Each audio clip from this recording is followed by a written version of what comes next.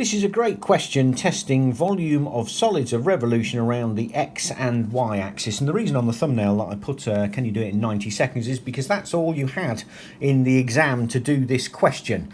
Okay, so let's have a look what it is. It's asking for the difference in volume between the solid generated by rotating the region bounded by these two curves in the first quadrant around the Y axis and around the X axis. Okay, and it gives you four choices. Let's have a quick look then at what the curve looks like, so we see what we're doing here. So basically what we have here, we have the X, and here we have the Y. This obviously is the line Y equals X, and then we have the line Y, the curve Y equals X squared, like that. This is Y equals X squared, and clearly they intersect here at 1, 1, and they intersect again at 0, 0, and this is the region between the two curves. And what they're asking for is the difference in volume if A, we rotate it around the y-axis, and B, if we then rotate it around the x-axis. Okay, so let's have a look. Basically, what we're going to do is we're going to have a look at here's rotating around the y-axis, and we're going to compare that to rotating around the x-axis. Now, the general formula for the volume rotating around the y-axis is equal to pi integral between a and b of x squared dy,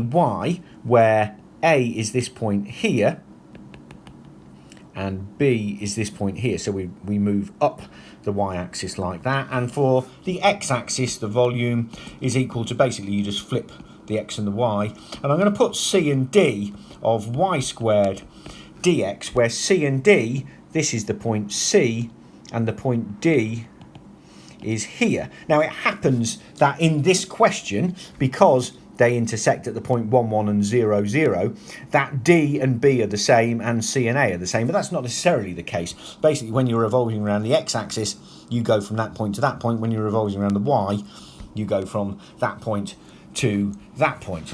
Okay, now when we are dealing with regions, we don't use this, we use a variety of this. Basically what we do is we use that the volume of the region, when we rotate it, is equal to pi times the integral between a and b of xl squared minus xs squared, and we'll come back to that in just a sec. And the volume of the region when we're around the x-axis is equal to pi the integral between c and d of yl squared minus ys squared dx. Okay, now let's just have a quick look at this, because what it's saying is the L means the larger. So basically, if we're revolving here around the x-axis here, the larger of these two within the region is y equals x, i.e. it's further away from the x-axis, and the smaller is y equals x squared. Whereas when we're revolving around the y-axis, the larger is y equals x squared, or x equals root y, that's the same thing, and the smaller is y equals x. So we'll find that when we're revolving around the y-axis, the bigger one is this and the smaller one is this, and vice versa when we're revolving around the x. So enough of the chat, let's get straight into the calculation now.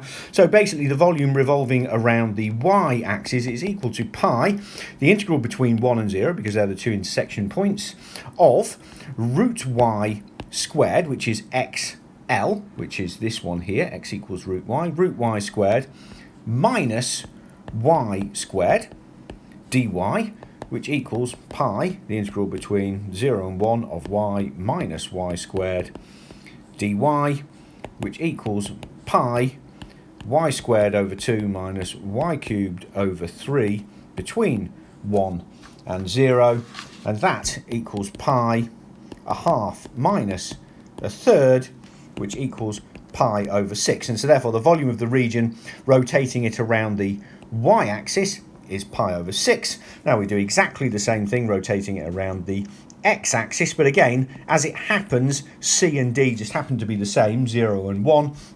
yl, in this case, now we're revolving around the x-axis, yl is the y equals x, so that will be x squared, take away ys is x squared dx times by pi, sorry I forgot the pi there, that equals pi times the integral between 0 and 1 of x squared minus x to the 4 dx, which equals pi x cubed over 3 minus x to the 5 over 5 between 0 and 1, which is pi 1/3 minus 1/5, which equals 2 pi over 15. So the volume when rotated around the x-axis is 2 pi over 15, and the volume when rotated around the y-axis is pi over 6, and the question asks us for the difference in volume. Well, the difference in volume is equal to pi over 6 minus 2 pi over 15, which is equal to 5 pi over 30 minus 4 pi over 30, which is pi over 30, which is answer B. Now, you probably could do that in 90 seconds just about. You've just got to be a bit careful, making sure you understand which axes you're revolving around and making sure that you know which one the larger, or i.e. the one furthest away from each of the axes are. Okay, well, I hope you found this useful. If you have, please like this video. It's part of the Gresty Academy crash course on volumes of solids of revolution. If you like this video, press the thumbs up button and subscribe to the Gresty Academy YouTube channel. Thank you.